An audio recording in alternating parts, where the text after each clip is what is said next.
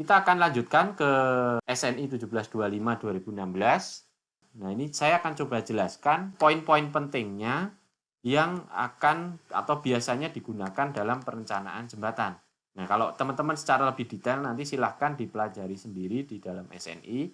Ini saya coba rangkumkan secara lebih umum beban-beban yang digunakan untuk perencanaan jembatan. Oke, saya lanjutkan. Nah, yang pertama tadi yang dimaksud adalah beban permanen. Nah, beban permanen di sini apa? Yaitu setiap bagian bangunan itu harus dihitung berdasar dimensi yang tertera dalam gambar dan berat jenis bahan yang digunakan. Jadi ini istilahnya beban permanen ini salah satunya adalah beban mati, gitu ya. Dan juga nanti ada beban mati tambahan dan beban-beban lainnya. Nah, beban mati dan beban mati tambahan ini harus dihitung berdasarkan dimensi yang tertera ataupun dimensi yang kita rencanakan di dalam gambar dan berat jenis dari masing-masing bahan yang digunakan. Nah, ini dalam SNI sudah diberikan ya teman-teman, silakan untuk bisa dipakai berat isi untuk beban mati masing-masing. Misalkan teman-teman pakai yang namanya di sini timbunan tanah yang dipadatkan. Nah, ini berat isinya berapa sudah ada, bisa dipakai. Besi tuang ada di sini, berat isinya berapa. Baja sudah ditentukan, silahkan bisa dipakai. Atau kalau memang punya spesifikasi sendiri bisa lebih bagus. Tapi kalau tidak, ini bisa digunakan nih misalkan beton. FC kurang dari 35 itu rentangnya antara 22 sampai 25. Ini bisa teman-teman gunakan gitu ya. Kemudian ada kayu, misalkan masih menggunakan kayu yang ringan, ini ada kayu keras juga ada, ini misalnya jembatannya masih menggunakan struktur kayu. Ini bisa teman-teman gunakan sehingga nanti dimensinya dihitung kalikan berat isi, teman-teman bisa ketahui beban yang akan terjadi akibat struktur tersebut gitu ya. Oke. Nah, ini dibagi tadi menjadi berat sendiri.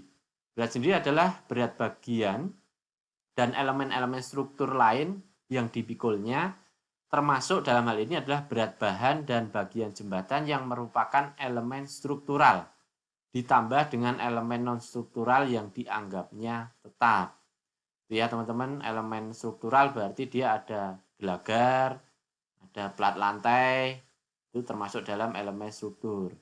Kemudian ada non-struktur yang dianggap tetap, biasanya ada diafragma, ada ikatan angin, itu bisa masuk ke dalam non-struktur yang dianggapnya tetap, ya. Dia masuk ke dalam berat sendiri. Nah, nanti faktor bebannya untuk berat sendiri ini dilihat berdasarkan kita kebutuhannya untuk keadaan batas layan atau keadaan batas ultimate. Ya, teman-teman. Ini juga dikategorikan nanti berdasarkan jenis materialnya. Nah, misalkan baja ini 1 untuk layan. Nah, nanti untuk biasa untuk keadaan batas ultimate yang biasa dia 1,1, kalau terkurangi nanti 0,9. Nah, ini nanti untuk beton dan lain sebagainya. Ini kalau kondisinya batas layan nih biasanya sama, dianggapnya 1, tapi nanti untuk meninjau batas ultimate, nah ini disesuaikan faktornya. Ini dulu pernah saya sampaikan kenapa baja nilainya lebih kecil daripada misalkan beton gitu ya, atau beton pracetak ini lebih kecil dari beton cor di tempat. Ini berhubungan dengan kepastian dari dimensi dan juga kepastian dari material yang digunakan. Nah, kalau baja ini kan lebih presisi, materialnya lebih seragam, sehingga dia lebih kecil. Dibandingkan kalau beton cor di tempat ini tentu saja mungkin dimensinya bisa tidak presisi karena mungkin ada penggembungan, juga materialnya kadang tidak seragam juga, sehingga dia faktor bebannya jadi lebih besar lagi. Ini yang seperti saya sampaikan. Nah, ini bisa dipakai faktor bebannya untuk digunakan dalam perencanaan. Kemudian berikutnya ada beban mati tambahan atau MA. Nah, beban mati tambahan ini adalah berat seluruh bahan yang membentuk suatu beban pada jembatan yang merupakan elemen non-struktural dan besarnya dapat berubah selama umur jembatan. Nah, ini contohnya adalah misalkan ada kerep, ada lapisan aspal gitu ya. Itu kan sewaktu-waktu bisa saja dia dibongkar ataupun diganti. Seperti itu, ada railing, seperti itu juga bisa masuk ke dalam beban mati tambahan atau utilitas. Nah, faktor bebannya nanti bisa digunakan seperti ini. Untuk batas layan, dia baik umum atau terawasi. Nah, terawasi ini adalah dalam artian jembatan ini di bawah pengawasan khusus oleh kita gitu ya. Sehingga ketika kita mau mengganti nanti harus seizin kita. Nah, ini terawasi, ini biasanya bisa kita gunakan faktor yang lebih ringan atau lebih kecil. Tapi kalau dia jembatannya tidak berada dalam kewenangan kita atau tidak diawasi oleh kita, ketika misalkan nanti ada overlay dan lain sebagainya, ini digunakannya adalah faktornya lebih besar. Biasanya pakainya adalah 2 gitu ya. Nah, ini teman-teman nanti bisa digunakan faktor beban ini. Kemudian, nah ini terkait dengan ketebalan yang diizinkan untuk pelapisan kembali permukaan. Nah, tadi seperti saya sampaikan aspal itu masuk dalam beban mati tambahan. Nah, ini diizinkannya berapa? Jadi semua jembatan harus direncanakan untuk bisa memikul beban tambahan yang berupa aspal beton setebal 50 mili untuk pelapisan kembali di kemudian hari kecuali ditentukan lain. Jadi teman-teman ketika merencanakan nanti diasumsikan ditambahkan lagi pelapisan 50 mili. Jadi kalau awalnya hanya mendesain 50 gitu ya, lapisan aspal satu lapis 50 mili atau 5 cm. Nah, nanti perlu direncanakan di atasnya ditambahkan lagi 50. Kalau memang dia nanti direncanakan ke depan untuk ditambahin satu lapis. Jadi yang diizinkan hanya melapis satu kali. Nanti ketika akan dilapis ulang yang kedua kalinya, nah lapisan yang pertama dan lapisan kedua harus di-scrap dulu atau dibuang. Sehingga nanti tidak menambah beban mati tambahan. Tapi dalam perencanaan ini harus diperhatikan, kita harus mempertimbangkan ini bisa dilapis ulang sebanyak satu lapis setebal 5 cm. Oke, kemudian sarana lain, ini misalkan utilitas gitu ya. Pengaruh dari alat pelengkap dan sarana umum atau utilitas yang ditempatkan pada jembatan harus dihitung seakurat mungkin. Termasuk di dalamnya adalah fasilitas pemeliharaan. Kalau memang di sana ada tangga-tangga inspeksi, ada tangga monyet gitu ya, atau fasilitas nanti untuk dia meletakkan tangga atau papan untuk maintenance, itu harus diperhatikan dan dihitung ya. Termasuk kalau ada utilitas misal saluran air bersih, air kotor dan lain sebagainya, itu juga harus diperhitungkan sebagai beban mati tambahan. Oke, berikutnya poin 7.4 adalah beban akibat tekanan tanah. Nah, ini sebenarnya beban akibat tekanan tanah ini nanti cukup banyak dibahas di SNI ini. Nanti dia dipengaruhi oleh koefisien tanah yang dihitung berdasar sifat-sifat tanah. Nah, teman-teman kemarin sudah belajar di pondasi, terutama di turap gitu ya. Di sana ada koefisien tanah aktif, tanah diam, tanah pasif. Itu nilai-nilainya sebenarnya tekanan tanah lateral itu pada keadaan batas layan nanti dihitung berdasarkan sifat-sifat tanah, diantaranya ada gamma tanahnya, gitu ya. Kemudian ada nilai kohesi tanahnya dan sudut geser dari tanahnya, sudut geser dalam dari tanah. Ini yang nanti berpengaruh ke sana. Nah, sebenarnya di SNI nanti saya sampaikan ada banyak sudah diberikan rumusan dan juga diagram yang bisa kita gunakan ketika nanti kita menghitung tekanan tanah lateral. Kemudian faktor bebannya untuk tekanan tanah ini bisa teman-teman lihat di sini untuk batas layan adalah 1. Nanti tinggal terkait apa ya, vertikal apakah lateral aktif, pasif, diam dan lain sebagainya. Dan kemudian ultimate nanti ada faktor biasa dan terkurangi, ini yang bisa dipakai teman-teman nantinya untuk perencanaan. Tanah di belakang dinding itu biasanya mendapatkan beban tambahan ketika nanti ada beban lalu lintas yang bekerja. Gitu ya. Nah, besarnya ini nanti bisa dihitung setara dengan tanah setebal 0,7 meter yang bekerja secara merata pada bagian tanah yang dilewati beban lalu lintas. Nah, ini disederhanakan oleh SNI ini kalau ada beban lalu lintas nantinya yang bekerja di atas timbunan di belakang dinding kita, ini bisa dikonversikan menjadi beban tambahan berupa tanah setebal 0,7 meter yang bekerja merata pada bagian yang dilewati. Nah, nantinya beban tambahan ini hanya untuk menghitung tekanan tanah dalam arah lateral saja. Ini sudah diberikan tambahan oleh SNI.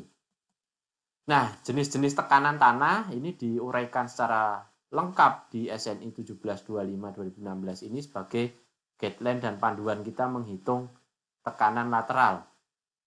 Nah, ini silakan nanti teman-teman pelajari kalau memang nanti harus menghitung tekanan tanah lateral, rumus-rumusannya ada disajikan di dalam SNI gitu ya.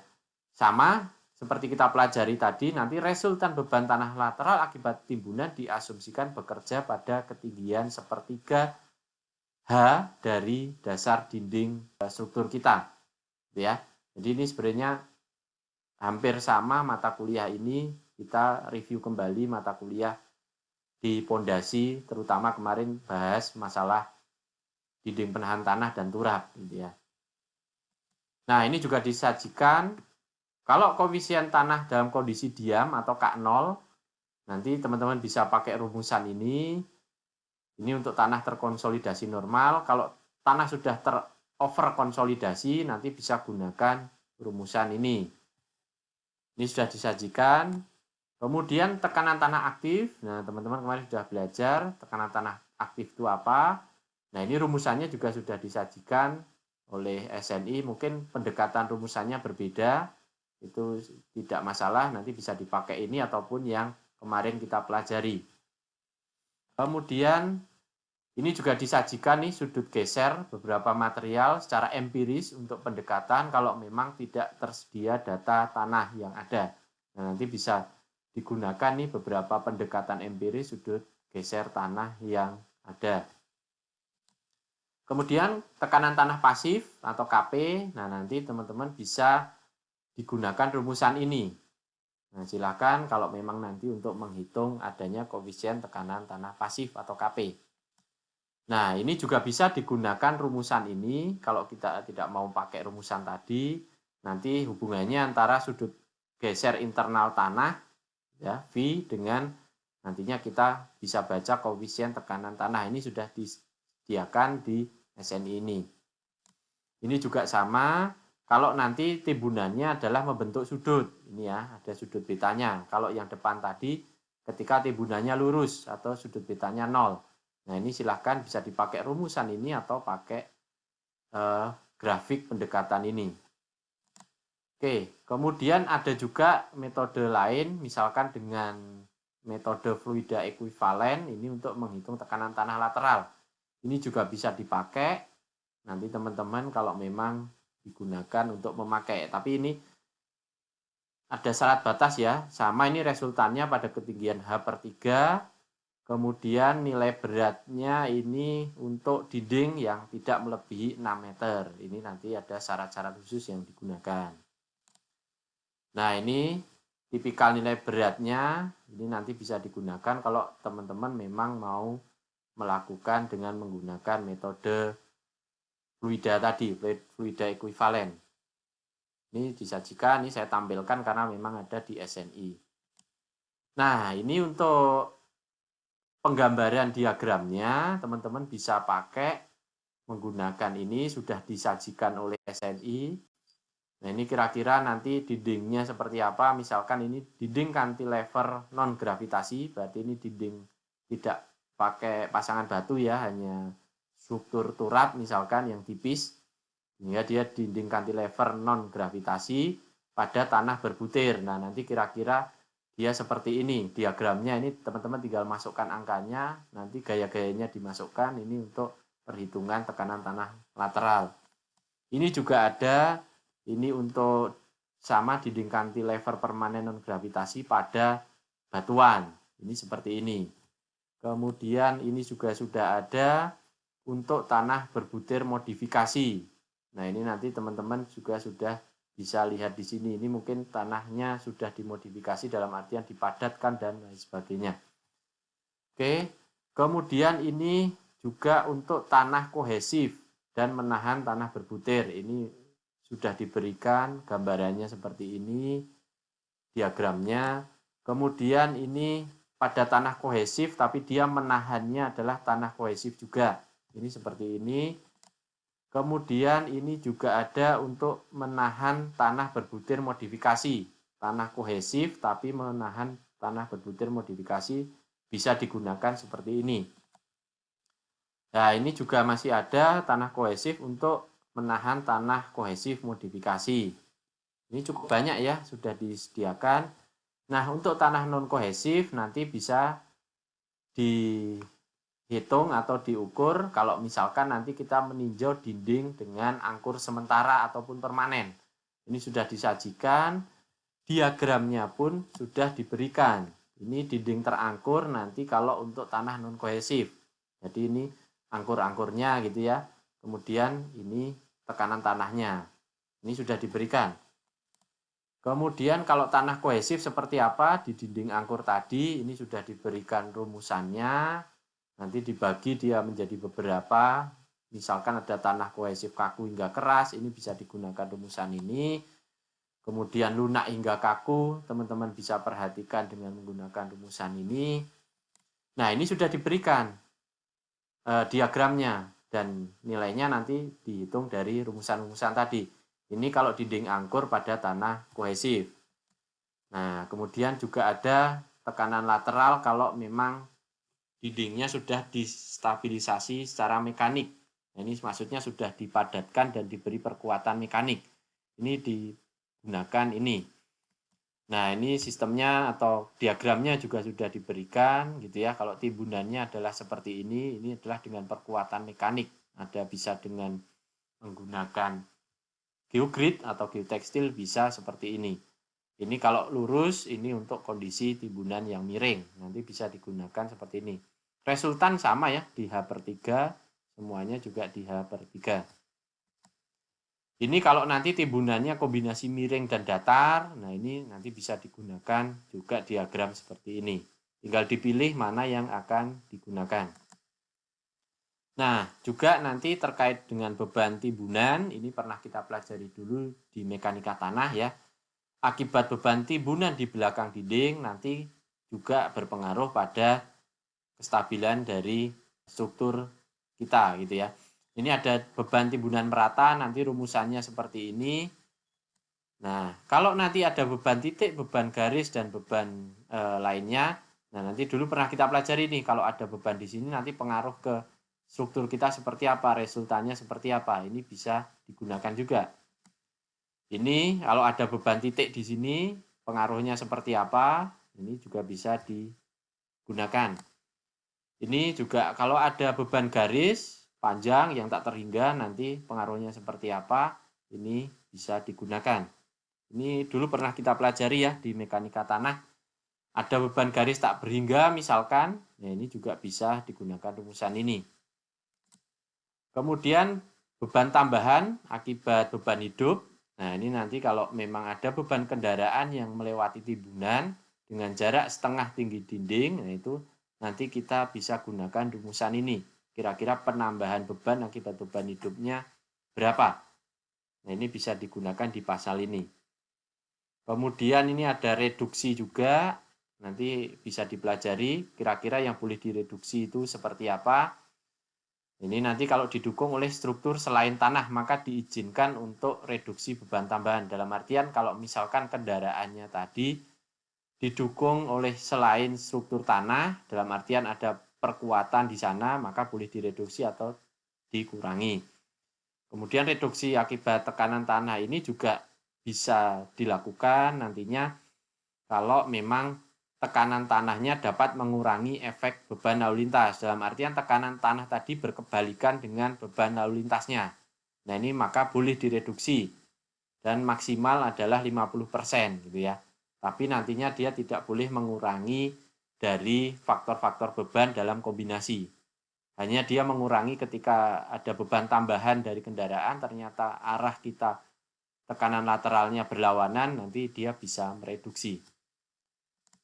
Oke, ini 747 terkait dengan adanya beban down drag ini sebenarnya adalah beban yang membebani tiang pancang. Jadi teman-teman kalau ada tiang pancang atau tiang bor, ini biasanya ada yang namanya down drag atau negative screen friction. Jadi sebenarnya tanah pada lekatan tiang pancang atau tiang bor itu kan memberikan nilai positif untuk mendukung beban. Tapi karena adanya penurunan berlebih pada tanah tersebut, maka dia malah memberikan pengaruh si tiang pancang ini seperti ditarik ke bawah. Makanya dinamakan down drag. Seharusnya kan kondisi tanah ini memberikan pengaruh perlawanan ke arah positif atau ke arah atas sehingga tiang ini mampu berdiri dengan beban yang ada di atasnya. Tapi karena ada penurunan yang sangat ekstrim, dia malah mendorong si tiang pancang ini turun ke bawah. Nah, ini yang dinamakan adalah down drag. Nah, ini terjadi kalau dia memang materialnya sangat kompresibel, kemudian ada muka air tanahnya rendah, dan juga ada kemungkinan likuifaksi ini kemungkinan akan terjadi down drag atau negative skin friction tadi. Oke. Kemudian akibat 7.5 pengaruh tetap pelaksanaan. Nah, ini nanti juga akibat pelaksanaan teman-teman harus perhatikan terkait dengan metode dan urutan pelaksanaan. Nah, ini nanti akan terlihat atau akan sangat kelihatan kalau teman-teman melaksanakan pekerjaan jembatan yang sistemnya adalah dengan misalkan segmental prategang yang dia dipasangnya di atas gitu ya. Ketika dia belum nyambung antara sisi kiri kanan, dia akan menjadi struktur cantilever. Tapi nanti ketika dia sudah nyambung, dia menjadi struktur menerus. Nah, ini nanti beban-beban akibat adanya alat, kemudian beban ketika dia belum nyambung, itu nanti harus dilakukan perhitungan terhadap pengaruh pelaksanaan. Nah, ini nanti faktor bebannya silahkan dipakai. Kalau ini untuk layan dan ultimate sama-sama nilainya adalah 1. Oke, saya lanjutkan. Nah, untuk beban lalu lintas, ini disampaikan di depan tadi dibagi menjadi beban lajur D dan truk T, gitu ya. Kemudian ini lajur D ini bekerja pada seluruh lebar jalur kendaraan, sehingga nantinya dia menimbulkan pengaruh pada jembatan itu diibaratkan ekuivalen suatu iring-iringan kendaraan. Nah, seperti itu. Itu kalau lajur D. Kalau T itu nantinya adalah suatu kendaraan berat dengan 3 gandar yang dia ditempatkan pada beberapa posisi dalam lajur lalu lintas rencana. Jadi kalau ini ibaratnya kita iring-iringan kendaraan gitu ya, kita pakainya lajur D, kalau jembatan itu penuh dengan kendaraan. Kalau ini beban T, kita ingin meninjau di dalam jembatan itu nantinya dilewati suatu kendaraan berat. Nah, nanti ditempatkan tentu saja di lajur kendaraan yang ada. Dan juga nanti dia sebagai simulasi pengaruh roda kendaraan ini pada saat kita menghitung yang namanya beban di plat lantai. Nah, itu ya. Kemudian ada juga hanya satu truk T yang diterapkan per lajur lalu lintas rencana. Jadi dalam satu lajur itu hanya diisi oleh satu beban truk T. Tidak boleh ada 2 dan lain sebagainya. Nah, nanti kalau lajurnya ada 2, ya berarti ada 2. Tapi per lajurnya adalah hanya ada 1. Kalau beban D ini kan nanti merata. Nah, nanti secara umum beban D ini biasanya menjadi penentu kalau dia bentang jembatannya adalah sedang sampai panjang. Nah, itu malah yang berpengaruh beban D. Sedangkan beban T ini nantinya berpengaruhnya adalah untuk jembatan-jembatan bentang pendek dan juga lantai kendaraan. Nah, ini nanti perlu teman-teman perhatikan.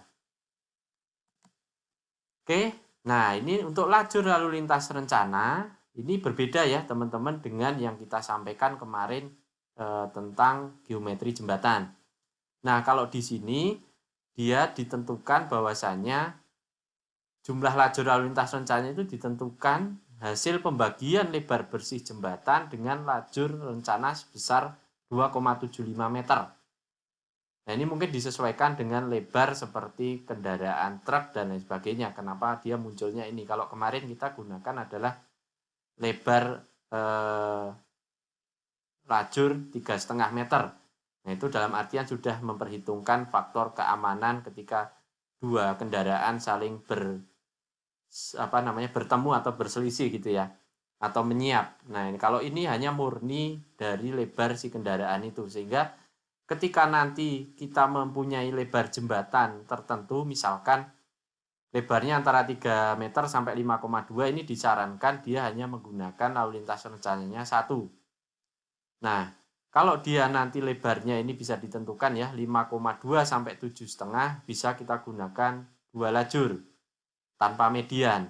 Jadi 2 arah. Dan lain sebagainya, misalkan sampai nanti yang lebarnya sangat ekstrim, misalkan 16 meter, jembatan khusus gitu ya. Itu bisa menjadi 6 lajur dengan dibagi di tengahnya ada median. Nah, ini nantinya kita pakai untuk perhitungan lajur lalu lintas rencana. Oke.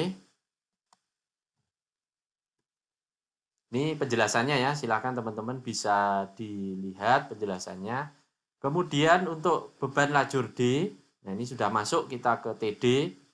Ini terdiri atas beban terbagi rata dan beban garis terpusat. Jadi ini ada 2 beban ya, beban lajur D ini, yaitu beban terbagi rata dan beban garis terpusat.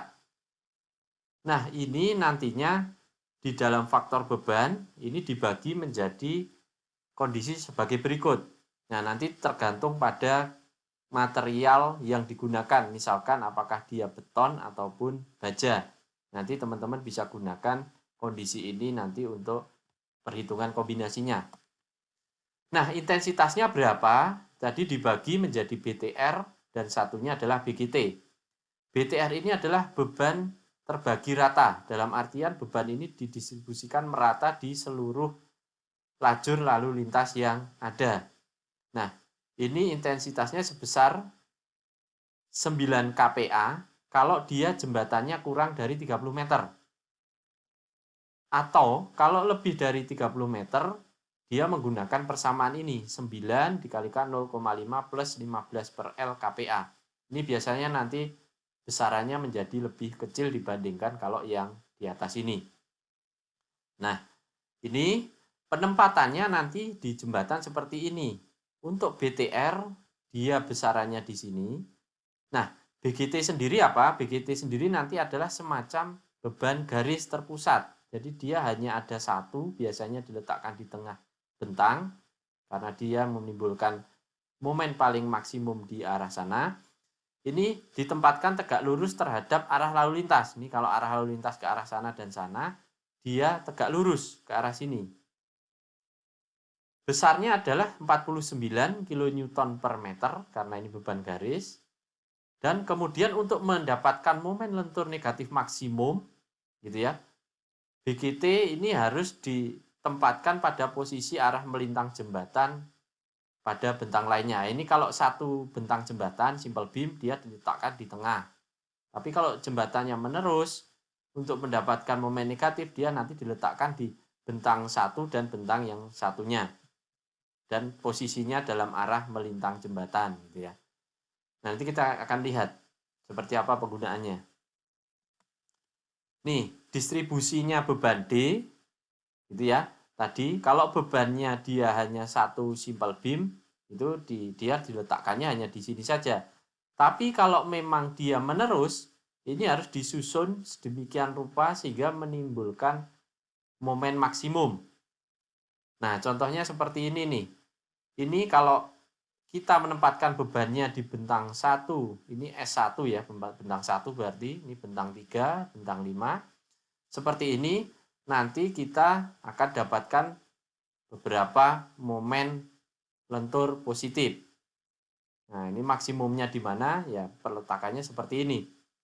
Juga misalkan seperti ini, kita tempatkan di S2 dan S4, nanti kita juga akan mendapatkan beberapa momen-momen lentur positif kalau kita ingin mendapatkan di bentang 2 dan 4. Kemudian lentur negatif, ini bisa kita juga dapatkan di pilar, misalkan kita tempatkannya adalah di posisi ini. Sehingga nanti di sini pilarnya ini dapat kita ketahui lentur negatifnya di mana. Ya. Jadi ini adalah yang posisinya ini adalah beban terbagi rata, sedangkan yang garis-garis ini adalah BGT-nya. Nah, ini nanti kalau jembatannya bukan simple beam alias dia menerus, nanti harus diperhatikan kombinasi ini, distribusinya. Sehingga kita dapatkan nilai memang momen yang dianggap paling maksimum. Kecuali kalau hanya simple beam ya ditempatkan pada seluruh bentang itu ya, misalkan hanya sini dan sini, maka ini adalah memberikan momen positif yang paling besar, seperti itu. Kemudian beban truk. Nah, beban lainnya tadi lalu lintas adalah beban truk. Ini tidak bisa digunakan bersamaan dengan beban D. Jadi ingat ya teman-teman, ketika pakai beban truk, nanti nggak bisa teman-teman setelah kita ada beban BTR, BGT, terus kita tambahi beban truk. Ini tidak diberlakukan seperti itu. Jadi dipisah antara beban truk dengan beban merata tadi, beban D. Nah, nantinya beban ini biasanya digunakan untuk perhitungan dari struktur plat lantai. Untuk faktor bebannya, teman-teman bisa gunakan dengan menggunakan tabel 13 ini. Nah, besar intensitas beban truk. Nah, beban truk itu adalah beban truk dengan 3 gandar, dengan konfigurasinya sudah ditentukan, yang depan ini 5 meter, yang belakang ini bisa antara 4 sampai 9 meter. Nah, ini nantinya intensitasnya gandar depan 50 kN atau 5 ton, ini 22,5 ton, yang belakang juga 22,5 ton. Kemudian dibagi, tadi disampaikan di depan bahwasanya lebarnya adalah 2,75 dan kemudian lebar tapak bannya ini sudah ditentukan tadi di depan disampaikan, yaitu untuk gandar depan 150 mili kali 250 mili. Ini untuk menghitung nantinya di plat lantai. Kemudian 750 mili kali 250 mili ini untuk gandar yang tengah dan juga gandar yang belakang. Jadi masing-masingnya, misalkan ini 22,5 ton, berarti gandar kiri nanti 11,25 ton, gandar kanan 11,25 ton. Kalau 5 ton berarti dia 2,5 ton di sisi kiri dan 2,5 ton di sisi kanan. Nah, ini yang harus digunakan nanti untuk meninjau pembebanan truk, ya teman-teman. Nah, posisi dari penyebaran beban truk ini, tadi seperti disampaikan di depan, hanya ada satu kendaraan yang ditempatkan pada satu lajur lalu lintas rencana. Nah, untuk jembatan sangat panjang dapat ditempatkan lebih dari satu truk pada satu lajur lalu lintas rencana. Ini kasus khusus ya. Kalau kita hanya simple beam, ya berarti hanya satu truk pada satu lajur lalu lintas rencana. Kalau dia memang jembatan khusus, nanti bisa ditinjau dia menggunakan lebih dari satu truk pada satu lajur lalu lintas rencananya. Oke, ini juga ada sebenarnya nanti kondisi faktor kepadatan lajur. Nah, ini bisa teman-teman perhatikan juga. Ini tidak boleh digunakan kalau kita ninjau fatigue atau fraktur. Kemudian nantinya juga pengaruh beban hidup harus ditentukan dengan mempertimbangkan setiap kemungkinan kombinasi jumlah lajur yang terisi dikalikan dengan faktor kepadatan lajur yang sesuai. Nah, ini kalau lajurnya memang cukup banyak tadi ya, ini bisa digunakan faktor kepadatan lajur ini. Misalkan jumlah lajur yang dibebani hanya satu, misalkan jembatannya hanya satu lajur, maka kita perlu mengalihkan dengan faktor kepadatan kalikan 1,2. Tapi kalau lajur yang dibebaninya lebih dari 2, ini faktornya kembali lagi ke 1. Nah, ini teman-teman yang nanti kalau misal mendesain hanya jembatan satu lajur, maka kita harus memperhatikan faktor kepadatan lajur. Tapi kalau lebih dari 2, lebih besar sama dengan 2, ini sudah tidak perlu untuk diperhatikan lagi. Nah, ini untuk bidang kontak roda tadi sudah saya jelaskan. Itu terdiri atas 1 atau 2 roda. 1 ini kalau gandar depan, 2 ini kalau gandar tengah dan belakang. Bentuknya persegi panjang dengan panjang 75 mili kali 25 mili. Ini nanti digunakan untuk perencanaan plat lantai. Nah, kemudian distribusi beban pada timbunan seperti tadi disebutkan di depan tadi, nanti juga bisa dihitung. Jika tebal timbunannya ini kurang dari 60 cm. Kalau lebih dari 60 cm, maka bisa dilakukan dengan perhitungan pendekatan yang lainnya gitu ya. Nah, ini nanti silahkan dibaca kalau memang nanti teman-teman desain timbunan yang berdiri di atas struktur plat kita ataupun gorong-gorong kita yang nantinya berefek pada kekuatan struktur kita. Nah, ini untuk penerapan beban hidup tadi ya, kita harus memperhitungkan untuk menentukan momen positif yang paling besar. Ataupun tadi momen negatif juga harus ditentukan. Nah, kalau momen positif ini nanti nilainya diambil nilai yang terbesar dari pengaruh beban truk dikalikan dengan faktor beban dinamis. Nah, ini apa faktor beban dinamis? Nanti kita akan coba bahas. Kemudian pengaruh beban distribusi D dan beban garis Kell dikalikan dengan faktor beban dinamis. Nah, kalau kita meninjaunya momentum positif, nanti ada dua pengaruh ini. Apakah beban truk yang dikalikan dengan faktor beban dinamis, ataukah pengaruh beban D dan beban garis BGT tadi yang dikalikan dengan faktor beban dinamisnya. Jadi yang dikalikan adalah beban garis terpusatnya tadi.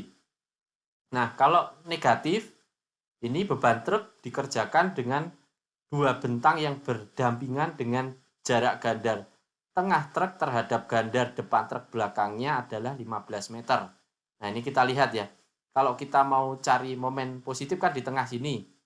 Berarti beban truk ditaruh di tengah. Nah, kalau kita ingin cari beban negatif, momen negatif terutama di bentang menerus kan di atas ini.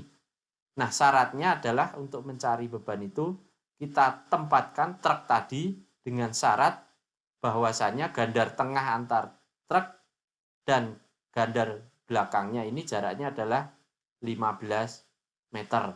Nah, ini sudah ditentukan, ini yang dianggapnya adalah momen negatif paling besar. Kalau positif kan tinggal kita tempatkan di tengah. Itu pastinya nanti dia memberikan momen positif terbesar.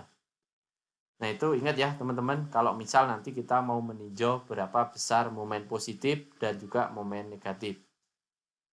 Oke. Nah, kemudian juga ada beban hidup untuk evaluasi lendutan. Nah, nanti kalau untuk lendutan, maka yang diambilnya adalah nilai terbesar dari beban akibat satu truk ataupun nanti beban akibat beban terbagi merata. Mana yang paling besar ini yang akan dipakai. Juga ada nanti kalau misalkan kita mau menggunakan lantai kendaraan ini meninjau di lantai kendaraan serta beban plat di atas gorong-gorong. Nah, ini nanti adalah perencanaan yang namanya empiris, nanti ini mungkin tidak akan kita bahas. Nah, nanti bisa berbagai metode kalau memang teman-teman nanti akan gunakan perhitungan ini. Ini saya skip saja. Cantilever juga harus diperhitungkan kalau teman-teman bikin plat yang nantinya dia berada di tepi. Kalau dia kurang dari 1,8 terhadap gelagar yang paling luar, maka beban roda dapat diganti menjadi beban garis dalam arah memanjang dengan intensitasnya 17 kN per meter berjarak 250 mm dari tepi dalam parapetnya. Ini ya, nanti bisa digunakan seperti itu. Kalau lebih nanti berarti harus diperhatikan khusus.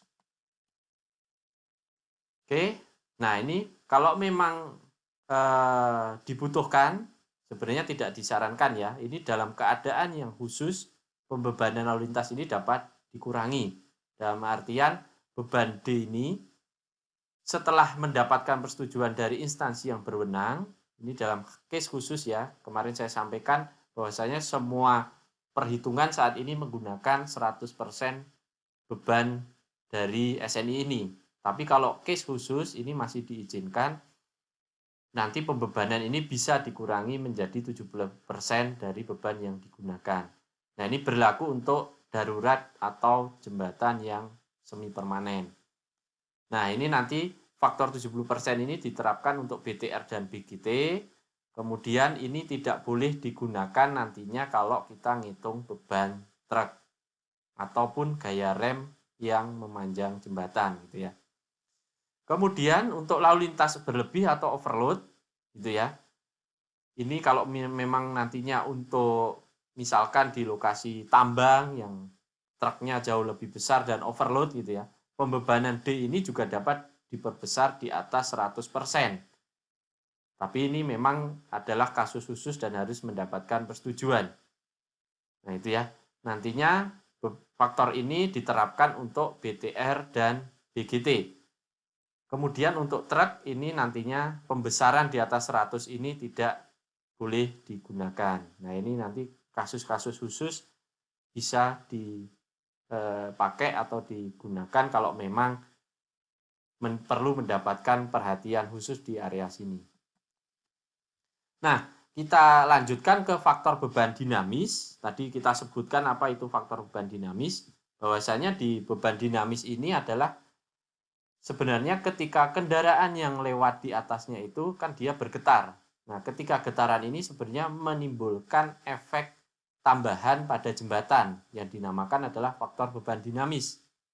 Nah, faktor beban dinamis ini nantinya tidak perlu digunakan pada gaya sentrifugal atau rem, kemudian pejalan kaki ataupun beban terbagi rata, beban D yang BTR ini tidak dikalikan dengan faktor beban dinamis. Ini nantinya dipakai hanya untuk perhitungan pada beban BGT dan juga pembebanan truk. Ingat ya, jadi faktor dinamis ini tidak digunakan untuk beban pejalan kaki, beban rem, beban sentrifugal tidak dipakai, termasuk juga beban terbagi rata BTR yang 9 kPa. Tapi dia dipakainya di BGT yang beban garis 49 tadi dan juga beban truk. Ini yang harus dikalikan dengan FBD. Nah, kalau nantinya memang jembatannya itu bentangnya bukan tunggal alias jamak, nanti perlu dihitung yang namanya panjang bentang ekivalen. Rumusnya menggunakan ini. Jadi bentang ekivalen adalah akar dari bentang rata-rata kelompok bentang tersebut dikalikan panjang bentang maksimum dari kelompok bentang jembatan tersebut. Nah, ini nantinya dipakainya dengan menggunakan rumusan ini. Kalau dia bentangnya hanya sampai 50 meter, ini dipakainya adalah faktor beban dinamisnya diperbesar sekitar 1,4 kali atau 140%-nya. Gitu ya. Kalau 50 sampai 100, ini nanti dia gradasi, ini sampai 80 kira-kira. Ini nanti berkurang dari 1,4 sampai 1,3. Nah, di atas 80 biasanya dipakainya atau diambilnya adalah 1,3. Ini khusus untuk pembebanan lajur D. Sedangkan kalau truk ini langsung diambil sebesar 30% atau sekitar 130 atau 1,3 kalinya. Nah, ini nanti ya, teman-teman harus diperhatikan ketika kita melakukan pembebanan dengan pengaruh faktor beban dinamis. Oke, ini silahkan kalau mau digunakan untuk elemen-elemen terkubur, ini nanti faktor beban dinamisnya bisa digunakan dari persamaan ini. Nah, selanjutnya adalah gaya rem. Ini yang cukup penting juga. Gaya rem ini nanti bisa diambil yang terbesar dari dua kemungkinan ini. Apakah 25% dari berat gandar truk desainnya atau 5% dari berat truk rencana ditambah beban lajur terbagi rata BTR. Ini mana yang terbesar? Nanti teman-teman hitung apakah yang atas atau yang bawah. Nah, gaya rem ini nanti ditempatkan di semua lajur rencana yang dimuati, jadi lajur rencana yang dimuati dan berisi lalu lintas dengan arah yang sama. Ya, misalkan kita meninjau ke arah kota A, berarti semua lajur di kota A itu ditempati beban rem dengan arah yang sama. Bekerja secara horizontal pada jarak 1,8 meter di atas permukaan jalan. Pada masing-masing arah longitudinal dan dipilih yang paling menentukan mana. Jadi kalau misalkan lajurnya ada satu lajur ke kota A dan dua lajur ke kota B, kan itu beda. Berarti yang paling menentukan adalah yang dua lajur ke kota B. Tapi kalau sama-sama satu lajur, nanti bisa dipilih mana yang menentukan sama saja kalau seperti itu. Oke. Kemudian gaya sentrifugal ini kalau memang nantinya ada gaya radial atau efek guling dari beban roda, ini biasanya untuk jembatan yang melingkar atau sirkular gitu ya. Nah, ini nanti adalah bisa digunakan rumusan ini. Silahkan nanti dipelajari. Ini sama nanti diberlakukan secara horizontal pada jarak ketinggian 1,8 meter di atas permukaan jalan, seperti dalam beban rem tadi. Kemudian pejalan kaki, nanti pada trotoar yang dia lebarnya lebih dari 60 cm, ini harus direncanakan memikul beban pejalan kaki dengan intensitasnya 5 kPa atau setengah ton per meter persegi. Bekerja secara bersama dengan beban kendaraan yang ada. Dalam hal ini, faktor beban dinamis yang dikalikan tadi tidak perlu dipertimbangkan. Kemudian ada beban akibat tumbuhan kendaraan. Nah, nanti ini kalau memang dia ada pelindung struktur, maka tidak perlu ditinjau. Apabila sudah ada memang diberikan struktur tambahan, baik tanggul maupun palang, parapet, dan lain sebagainya, ini tidak perlu ditinjau. Tapi kalau memang belum ada nanti maka perlu ditinjau. Nah, kalau dia kendaraannya menumbuk pada jembatan dan tidak dilindungi, maka pada struktur jembatan ini nantinya perlu diperhatikan semua kepala jembatan dan pilar dalam jarak 9 meter dari tepi jalan atau 15 meter dari sumbu rel kereta ini harus direncanakan memikul beban statik ekivalen sebesar 1.800 kN atau 180 ton. Jadi nanti pilar itu diberikan beban tambahan horizontal statik nilainya 180 ton. Diasumsikan mempunyai arah sembarang dalam bidang horizontal, bekerja 1,2 meter di atas tanah. Jadi nanti struktur pilar kita misalkan jaraknya 9 meter dari jalan raya, kemungkinan dia akan bisa tertubruk kendaraan, maka harus direncanakan dengan ditambahi beban statik ekivalen sebesar 180 ton di ketinggian 1,2 meter. Kemudian untuk parapet, nah nanti kita akan mengacu pada pasal 11 nantinya. Nah, ini untuk beban fatigue. Nah, beban fatigue ini nantinya teman-teman bisa dihitung juga. Nanti merupakan satu beban truk dengan 3 gandar. Jadi beban truk tadi digunakan di beban fatigue, di mana jarak gandar tengah dan belakang ini konstan sebesar 5 meter. Tadi kan jaraknya bisa 5 sampai 9 ya. Dalam fatigue ini digunakan 5 meter. Dan kemudian faktor beban dinamis ini juga bisa digunakan untuk menghitung fatigue ini. Nah, frekuensinya, fatigue ini kan hubungannya dengan frekuensi seberapa sering. Nanti dia diambil sebesar lalu lintas harian rata-rata untuk satu lajur lalu lintas rencana. Nah, ini nanti bisa teman-teman lihat lajur lalu lintas kita itu kira-kira lalu lintas hariannya berapa. Nah, nanti kita akan cari ekuivalennya untuk menghitung beban fatigue ini. Nah, nanti nilai ekuivalennya bisa lihat dari nilai-nilai yang ada di tabel 15 ini. Misalkan hanya satu jalur, maka dia hanya nilainya 1, tapi kalau 2 atau 3 jalur lebih nanti dia direduksi nilainya terhadap lalu lintas harian rata-ratanya.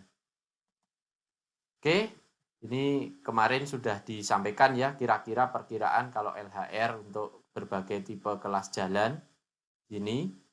Dan nantinya fatigue ini memang perlu kajian khusus untuk kita menentukan seberapa kuat atau seberapa kekuatan dari material kita. Oke, saya cukupkan sampai di sini untuk penjelasan terkait pembebanan jembatan. Ini kita baru masuk ke beban permanen dan beban lalu lintas. Untuk ke depan mungkin kita jelaskan terkait dengan pembebanan akibat beban lingkungan dan juga akibat aksi lainnya. Sampai di sini, terima kasih atas perhatian rekan-rekan.